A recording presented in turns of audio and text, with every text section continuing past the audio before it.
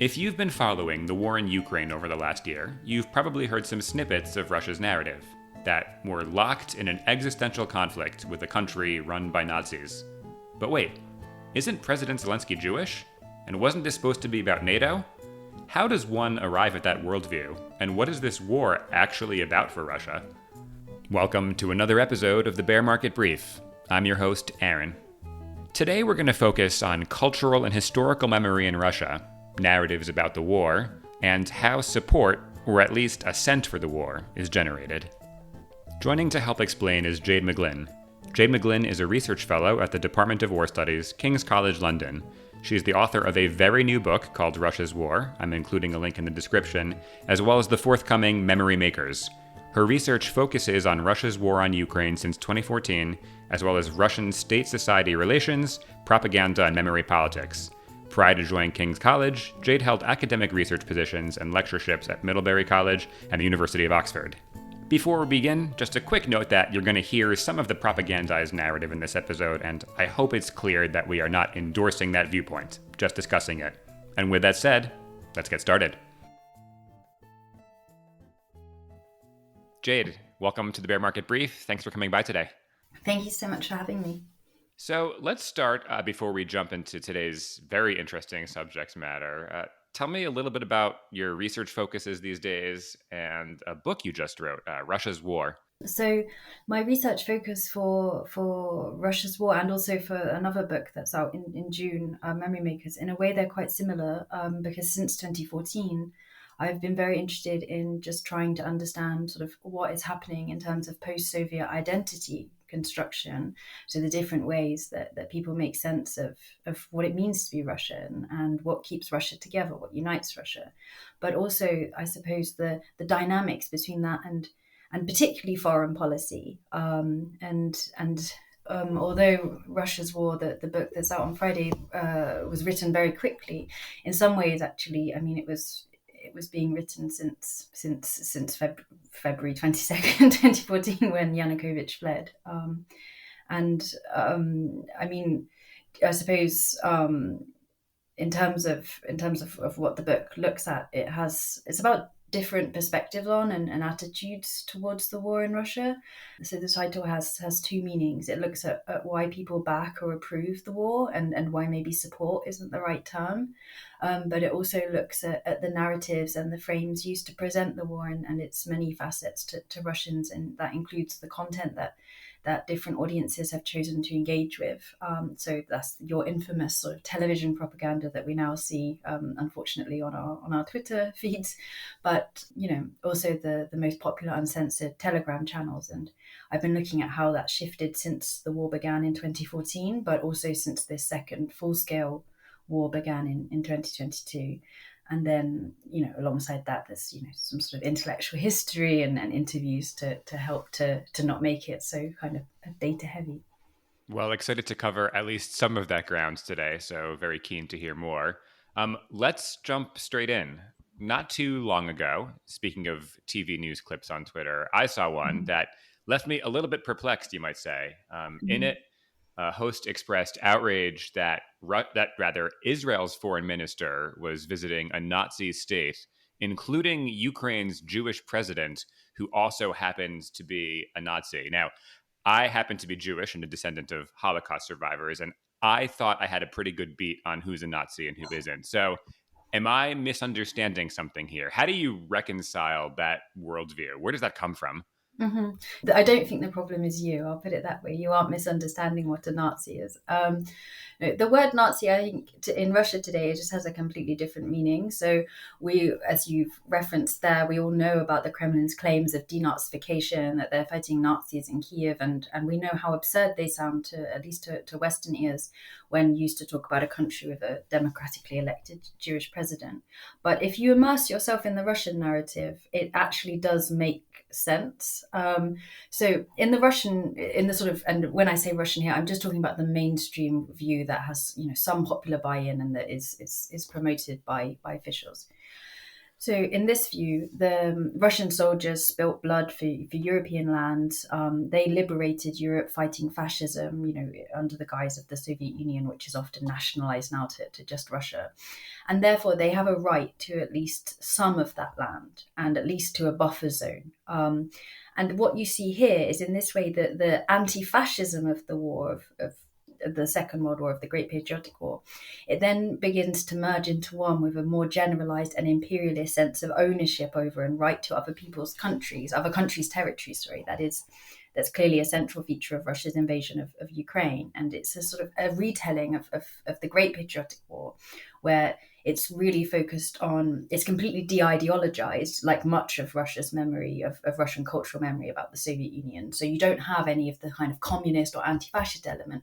What you have is, okay, we fought Nazis, and that meant getting all of, controlling all of this territory. And so in a weird way, because the anti-fascism element's been drained empty, you just have the imperialistic land grabs and occupations that happened after 1945. And so 1945 sort of bestows upon Russia this moral right to do this. And that's why anybody who disagrees with Russia's interpretation of the war is essentially just branded a Nazi and is seen as a Nazi, because they are disagreeing with Russia's right to control countries that it's had, that it at least in part earned through defeating Nazism in 1945. So there is a weird kind of logic, but I appreciate it's not that obvious. So I guess this relates to, as a bigger picture here, the role of World War II in Russian cultural memory, and how the state and how Russians see themselves. Certainly something I bumped into studying abroad in Russia back in the day. My program leaders gave very, very strong advice as a general matter never to bring up World War II in conversation. They'd say that it would arouse a lot of strong feelings. And certainly when it did come up in conversation, it did. So I guess the broader question is what does World War II mean in Russia today? Has that meaning changed over the years? It seems very present for a war that happened. Now, I'm aware of the casualty count in the Soviet Union, and 20, 30 million, but it was, what, 75 years ago? So explain the place in society it seemingly still has.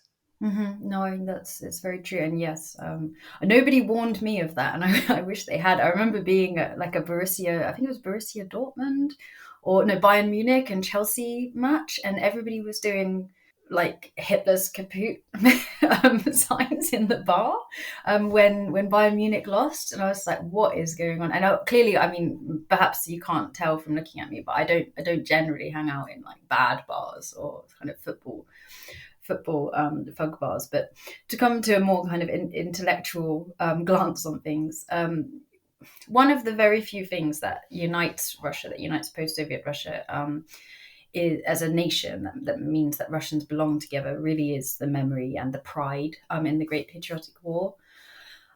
There's a lot of trauma from the Soviet past, and obviously from the Soviet collapse as well. And the Great Patriotic War gives people something to feel proud of after a period when people didn't feel very proud to be Russian.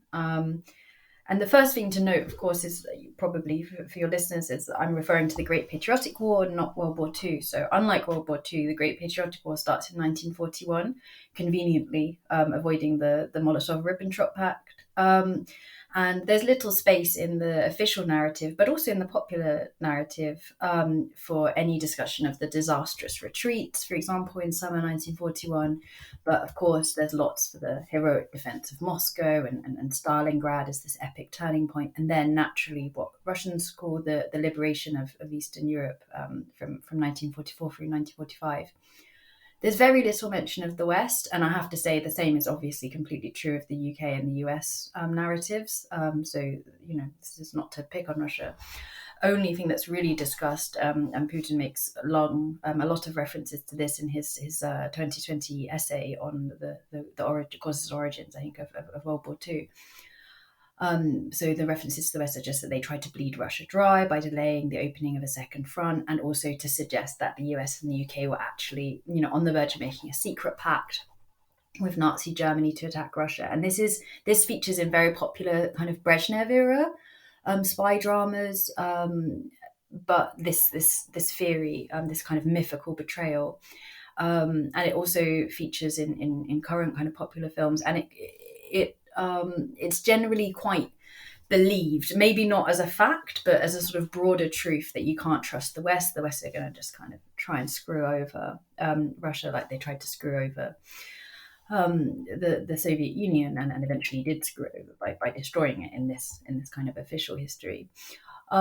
So part of the issue is the large number of deaths, generally sort of said to be around 27 million. But of course, they're Soviet deaths, and they're often misremembered as Russians, even though proportionately the highest proportion of deaths is in Belarus, followed by Ukraine. But the idea is that this amount of sort of Russian side, and that's what earned their right to sort of a buffer zone, as we were discussing just in the previous question. And anybody who doesn't agree with this interpretation of history, or with Russia's right to a sort of sphere of influence similar to that which the USSR had after 45 is deemed, as a Nazi, because they're trying to kind of wish to amend the results of 1945. But one of the key things here, and you referred to it in your question, is fine, we have this narrative, but really what we've seen is that World War II has become part of everyday life. And this is a policy. It was, a concerted action that took place since 2012, which Putin declared the Year of History. And it feels a bit like that year didn't end. And you see this effort, both top down and bottom up. That's important. This was essentially what my PhD looked at. To bring World War II into everyday life, to make it something that's part of the everyday, whether that's, during school, fine, but also, after school lessons, summer camps where you recreate battles or you conduct historical disinformation campaigns, murals across the country, different clubs and camps, films, television series. And often these are delivered by government affiliated organizations, but the government is very good at concealing that it's connected to them, or it sort of takes over more grassroots organizations. So people often feel that these are completely bottom up citizen led movements. They don't see them as political or in any way connected to the government, even though often they are, or at the very least they're funded by the government, which then has some kind of, he who pays the pipe decides the tune, or whatever it is. But yes, and so you have this constant encouragement, really, of people to associate themselves with and remember the memory of the war, which is presented, in all of Russia's, whether or not it's the foreign policy doctrine, the national security doctrine, or information security doctrine. The idea that the truth of what happened in World War II or Great Patriot War is constantly under threat from outside. And I think really that this topic, the extent to which World War II is part of everyday life, but also the extent to which it's been securitized and is seen as something central to Russian identity that is under attack, I think that's been really greatly underestimated in terms of Western policy on Russia, perhaps because everybody feels like the idea of times of values and ideas has passed. But the war is showing us, I think this war is showing us that that's not the case. So I guess a follow-up question here, and I think this ties into what's happened in Ukraine rather well. But at the onset of the war, Russia's columns that I guess thought they would ride directly into Kiev with no resistance, these soldiers, many of whom did not meet fortunate ends, were wearing St. George ribbons. It was on the Russian military vehicles. At the same time, Putin has very frequently talked about Russia's kind of imperial legacy from long before World War II, from Peter the Great.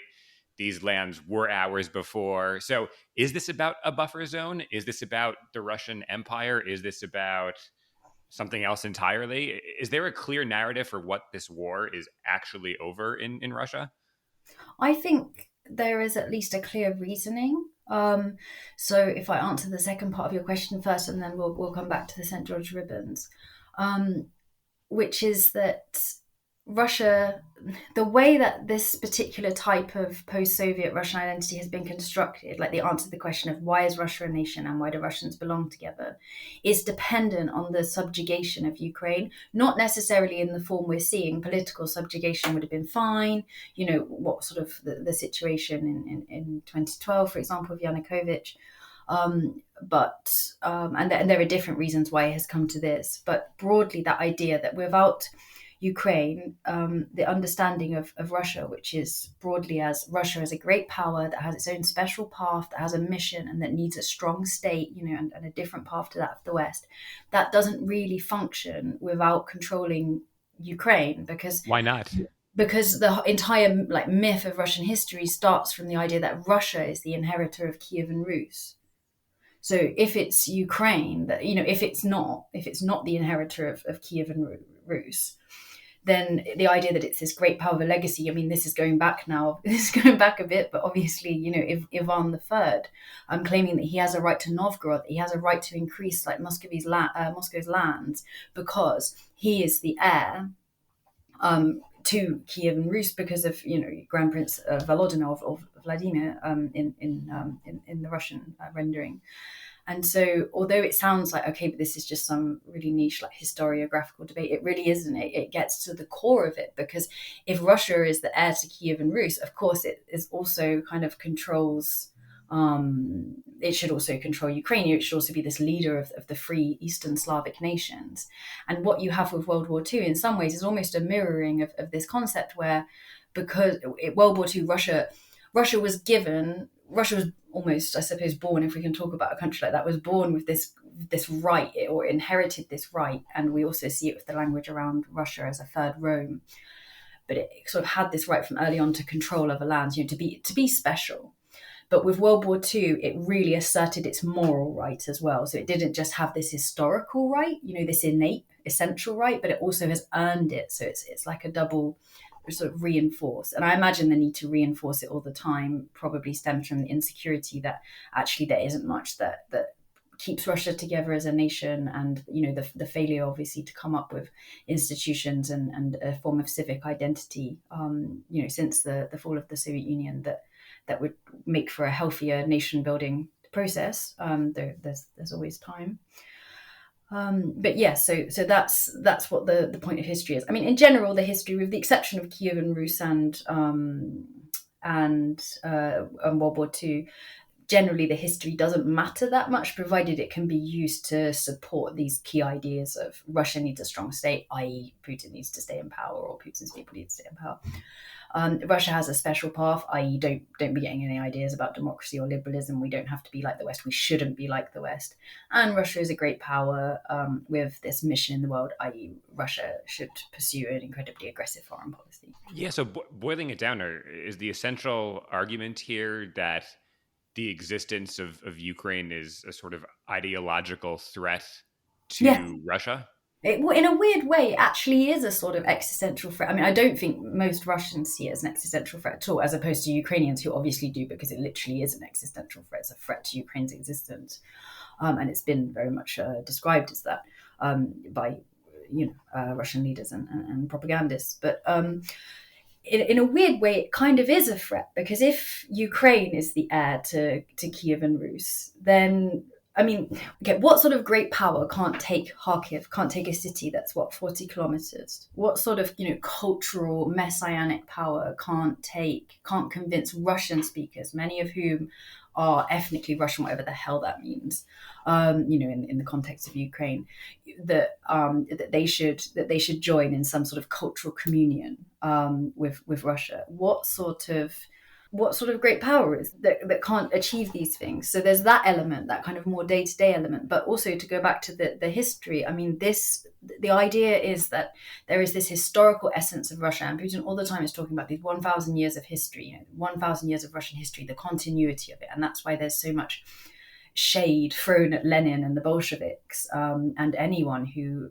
has ever weakened the state or allowed kind of external enemies to prosper over the Russian state, is because it's this idea that you have this 1,000 years of continuous history, and there's this historical essence, and it was there in the Soviet Union, and it was there under Peter the Great, and anybody who strengthened this historical essence is essentially a good guy. And if you remember last year, when the attacks on civilian infrastructure began in Ukraine in October of 2022, or that campaign of attacks, Putin said, "Oh, we're fighting for our historical future." And I thought that was such a fascinating comment, and actually really revealing, because it's about in a way, he sort of is. First of all, you think, well, that sounds completely paradoxical, but actually, he sort of is, in the sense of the way that history is being told in Russia today. It won't function. It won't function. It wouldn't. It would become just. It would be too.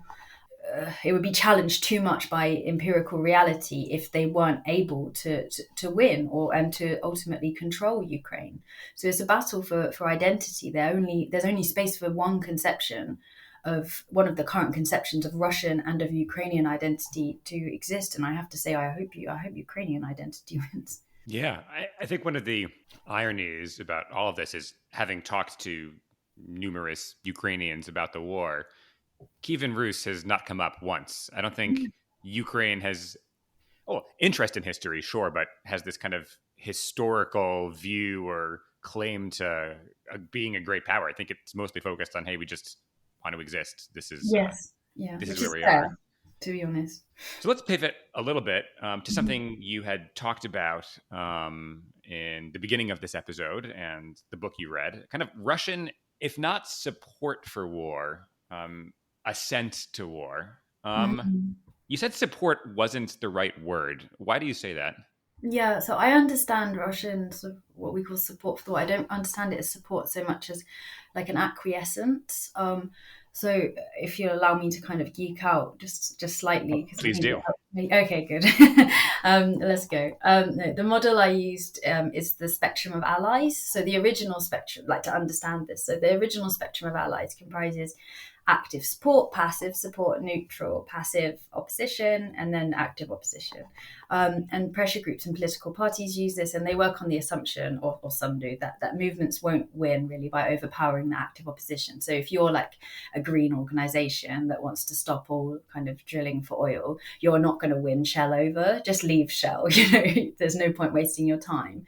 How you win is by shifting support out from under your opponent. So the hypothesis is that don't focus on sort of active opponents and don't focus on active supporters as well, because you've already won them. To change views, you have to sort of acknowledge that most people are between somewhere, between these 2 points, and try to nudge them further along the spectrum of allies. So from passive opponent to neutral, from neutral to passive support to active support. And that's a more productive way of using your time. Now, the Kremlin spectrum of allies, as I kind of theorize it functions according to similar principles, but with some adaptations. So this spectrum comprises active support, passive ritual support, your loyal neutral, essentially my country, right or wrong, since we've started the war, we might as well finish it, etc.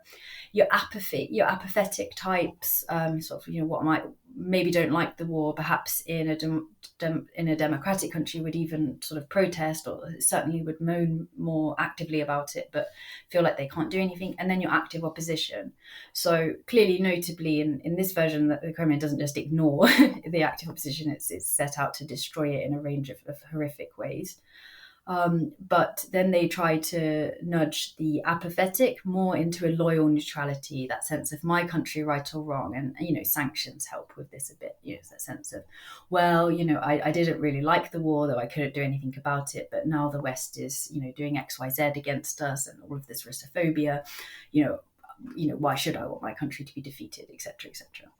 And then you have your loyal neutrals. Hopefully they can be nudged into more ritual supporters. And what do I mean by ritual supporters? So this is important because a further twist in the Kremlin spectrum of allies is that it doesn't view active support as the ideal end result, but more as undesirable. So it distrusts any freely made political act, even if it's in support of the regime. And we saw that with people who protested for the war, who were arrested as well. I mean, admittedly, none of them ended up in prison, but then of those who were detained at protest, very few statistically against the war, very few statistically have also ended up in prison. But would these be some of like the very nationalist Telegram channels who would like complain about Russian generals? Hey, like they're not doing this war well enough. We support the war, we want to win, so why are they screwing up? Yes, you do have those people, definitely. And you certainly had them in 2014. And that was part of the issue in 2014 is things got a little bit out of hand because people wanted Donbass to be annexed and the Kremlin didn't want to do that because it was a useful leverage. So it's trying to avoid that situation. But in fact, some of the people who were arrested or detained for protesting, I mean, they were just ordinary people who were just just wanted to protest war, but the police just arrested them. I'll send you some links. It's really odd because they're like, yeah, bomb Ukraine, and he's like, come on. But yeah, so it's interesting. I think they try to shuffle instead the active supporters more into that ritual support category, because then there's clear boundaries for what is and is not an acceptable way to show allegiance. Because, if you really care and support something, you don't just go along, you start to get your own opinions on it, and that's really quite dangerous. So, the Putin regime has spent, 2 decades being very suspicious towards social mobilization of any kind that it doesn't control. And that's why I think the only real risk to this current situation in the short to medium term will be a further call for mobilization, because we saw that in September when there was that call for partial mobilization to bolster the Russian forces. Until that point, the Kremlin had done everything to try to keep the structure of socio-political life in Russia, particularly in the European cities, geographically European cities, such that it actively and deliberately hindered political agency, but also so the war just was not noticeable. Speaking to my friends in Moscow, it's like, what war? They just changed the branding on McDonald's a bit. Obviously it's not called McDonald's anymore. It really wasn't a big impact. And I have to say that the same is broadly quite true now as well. And I think that's why the decision to mobilize, and in September, I think it was about resolving an intra-elite threat from those kind of the turbo or the ultra patriots that we briefly touched upon. But it clearly raised the potential for protest. We saw that, and it very quickly they tried to sort of row back on it, particularly in the cities, because if you have this atmosphere where the war feels far away or almost unreal, alongside this careful shuffling of different narratives, then you can reduce that risk of political agency, which can be turned against you. But so I think that would probably constitute the greatest risk to changing the attitudes that people have almost settled into now. So kind of trying to boil that down. So the Kremlin, Putin and co. are most interested in kind of friendly, apathetic people in a sense? Yeah, aren't you? Everybody likes a friendly, apathetic person who's not going to bother them. But no, on a more serious note, yes, they want people who don't question, who just go along. But the issue is that I think sometimes in the West there's this sense of, oh wow, Russians are all just like foaming at the mouth, or the other side of the spectrum, Russians are just terrified waiting for this knock at the door. And it's much, much more complicated and nuanced than that. And one of the important things that also has to be remembered is, and I know it sounds like you're just kind of making a point when you say it, but the war really, it really did begin in 2014. Of course, this phase since 2022 has been far more intensive. But the war, in terms of its ultimate aims, of punishing and subjugating Ukraine to Russia, and destroying its efforts to construct its own national sort of construction, that was there in 2014 as well, and a lot of people were supportive of it then, and perhaps now people are not happy with the means. But that's not always the same thing as disliking the ends. So I guess a question that you kind of got at in that last point, we've talked about some of the sources of support for the war among a small group, a group that I guess Putin and co. hope to shrink. Is there anything that you see that might cause Russians to reevaluate their position, to no longer be in the mushy middle and perhaps turn against the war? So for me, it seems, again, to kind of go back to what I was talking about with mobilization, I think if there is more mobilization, that's what's going to do it. Most people are not going to change their mind because of what's happening to Ukraine. Most people, the same is true in democracies. This is just about human beings. It's not about Russians. Most people don't really care about things until it affects them personally. So once that begins to happen, once it begins to affect people personally who feel like they have a voice, i.e. in the European cities, because it is affecting a lot of people, but in regions where people kind of just accept their lot, as it were. So I think that is where the biggest risk in the short to medium term will come from. If you've demobilized political agency, it's quite a lot to ask people to then rediscover it, because when they do, then it also changes. I mean, attitudes really, if we think about this from a sociological point of view, attitudes rarely change without the range of actions available to people, or the range of actions that people perceive as available to them, also changing as well. And if you have mobilization, then certain things, and we saw this with the protests, which were very large, and fine, some of those people protesting maybe also protested in February or March against the war, but a lot of them also didn't. And that's because the range of actions available to them, or that they perceived as viable actions, clearly shifted. Because if your choice is, okay, to go and protest and get beaten up, I can see why, quite obviously, one would not want to do that, especially if you felt it wouldn't change anything. But if your option is to either be sent off to a war that there's quite a high chance you're going to be maimed or even die in, or to go and get beaten up at a protest, even if you think that protest won't have much chance, but it could have some, even just a small amount, well, then the situation's changed, right? The range of actions that are available to you have changed. So mobilization, I think, is the biggest thing that will shift people's views on what are the acceptable range of actions available to them. Of course, there are others, and different things will contribute to making protests or anger more volatile when it comes. But I think that anything like the worsening economic situation, I don't think that will turn people against the war necessarily. But I think that if people turn against the war, it will then be quite an explosive element of the disagreement with the war, if that makes sense. Jade, thank you for joining today. Thank you. Thanks again to Jade, and to you, listener, for joining. Do you have thoughts? Share them with us and sign up for BMB Russia and Eurasia at the Twitter handle @BearMarketBrief. BMB Russia and Eurasia is a project of the Foreign Policy Research Institute, that is FPRI, a nonpartisan think tank based in Philadelphia. For more information on this initiative and on many others, be sure to visit fpri.org. We'll catch you next time.